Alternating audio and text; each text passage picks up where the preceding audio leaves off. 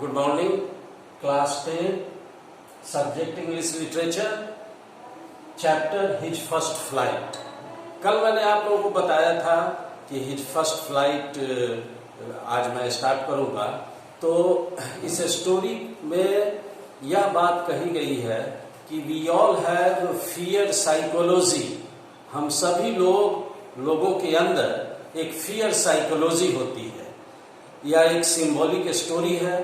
इस fear psychology को overcome करने के लिए, इस पर विजय प्राप्त करने के लिए हमारे अंदर जो लिविंग इंस्टिंक्ट है, जीने की इच्छा है, अगर हमारे जीवन पर कुछ असर पड़ता है, ऐसा लगता है कि हम अब नहीं बचेंगे, तो यह फियर साइकोलॉजी, यह भय जो है, डर का मनोविज्ञान अपने आप समाप्त हो जाता है। जैसे इस स्टोरी में यह अभी मैंने कहा कि यह सिंबॉलिक स्टोरी है।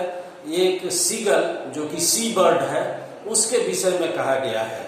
सीगल जो है उसको वो किस चीज से का भय है, उसको फियर साइकोलॉजी से वो सफर कर रहा है, उड़ने के। लेकिन जैसा कि स्टोरी में आप लोग देखेंगे, हम लोग आगे बताएंगे भी आपको कि जैसे ही उसके पेरेंट्स, उसके फैमिली मेंबर्स उसको भूखा छोड़ देते हैं कुछ दिन के लिए, कुछ समय के लिए, तो वैसी स्थिति में वही सीगल अपने आप कोशिश करता है कि स्टोरी में है जैसा कि दिया हुआ है कि उसकी माँ जो है वो कोई खाने की चीज है, फिश का एक टुकड़ा है, वो उसके नजदीक ले जाती है और फिर वो वापस चली आती है।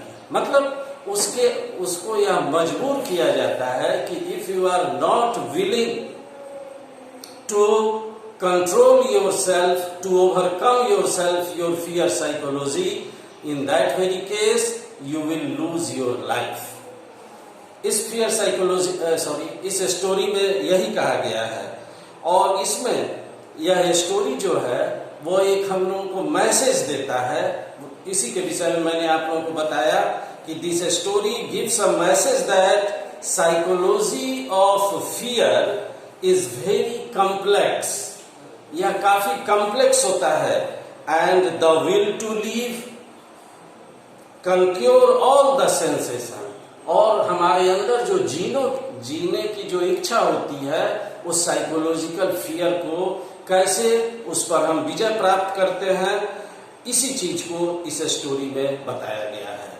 सीगल के जो सी बर्ड है, सीगल जो है, जब वो उसको लगता है कि भूख के मारे हम मर जाएंगे, तो वो उसके अंदर यह जो कॉम्प्लेक्स है, यह जो फियर है, वो अपने आप खत्म हो जाता है।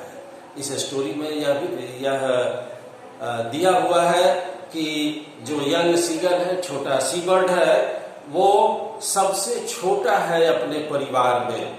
ही is the youngest in his family. और वो खुद को अकेला पाता है, because his two brothers and sister had already flown away the day before. सूरज ढलने के पहले उसके जो भी उसके परिवार के सदस्य हैं, ब्रदर्स हैं, पेरेंट्स हैं, सिस्टर हैं, वो लोग पहले ही निकल जाते हैं, जैसा कि पक्षियों का स्वभाव होता है, द डे बिफोर। और सीगल जो है वो अकेले रहता है। एक तरह से वो कह सकते हैं हम लोग कि वो लोनलीनेस से भी सफर कर रहा है, अकेलेपन से भी सफर कर रहा है। और that's why he was suffering from two kinds of psychological fear. That was first is loneliness and second is that afraid to fly. इसमें आगे कहता है कि किसी तरह when he has taken a little run forward to the brink of the lace and attempted to flap his wings, he became afraid. अब चूंकि वो चाहता है कि इस फियर को हम ओवरकम करें, इस पर हम विजय प्राप्त करें, ऐसी स्थिति में वो कोशिश करता है, वो चाहता है अ लिटिल रन, थोड़ी दूर उड़ने की कोशिश करना, आगे की तरफ, forward to the brink of the less. Brink माने समझते हैं किनारा होता है, brink of the ledge and attempted to flap his wings, became afraid. लेकिन जैसे ही उसका साइकोलॉजिकल फियर खत्म नहीं होता है और जैसे ही वो चाहता है जहाँ वो रह रहा है उससे चाहता है कि थोड़ी दूर पर आगे की तरफ हम उड़ान भरे, वैसी स्थिति में जैसे ही वो अपने पंख फैलाता है वह भय से कांप जाता है, वह नहीं ऐसा कर पाता है। इसीलिए कहा भी गया है कि all we have to fear is fear itself. आपके बुक में ये लाइन नहीं है, इस पर गौर कीजिएगा आप लोग कि जो भी हमारे अंदर भय है वह भय को हमने उसको जनरेट किया है, वो हमारा माइंड सेट, मेंटल स्टेट होता है एक भय का। और सीगल के अंदर यह जो फियर डेवलप करता है जब क्यों और कैसे, यह राइटर स्टोरी में यह बताता है। आप लोग पढ़ोगे तो उसमें पता चलेगा कि seagull developed a fear when he saw the vast expanse of सी।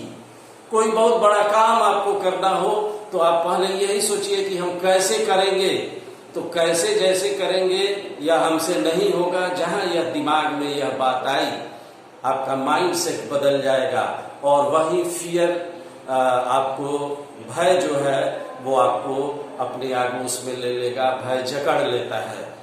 वही बात कहता है कि जैसे ही उसने सी को, समुद्र के बहुत बड़े वास्ट एक्सपेंस को देखा, वैसी स्थिति में वो देखा कि अगर हम उड़ने की कोशिश करें, अगर हम चाहते हैं, मैं चाहता हूं, सीगल सोचता है कि मैं चाहता हूं, तो हमको बहुत दूर तक उड़ना होगा और तब हमको कुछ खाने को मिलेगा।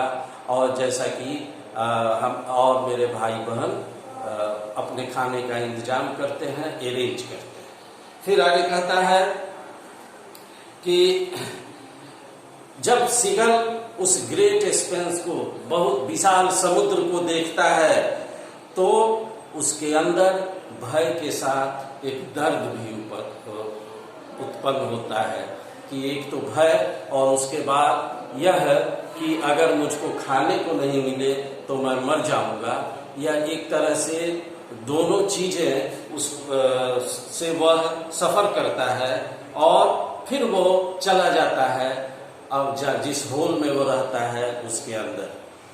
यानी कि सीगल जो है वो अपने माइंड सेट पर, उसके अंदर जो फियर था उसको कंट्रोल नहीं कर पा रहा है। फिर आपको स्टोरी में यह भी बताया गया है कि अगर मान लीजिए कि वो चला जाता है तो उसको उसके परिवार वाले, बाकी लोग उसका कोई नोटिस नहीं लेते हैं।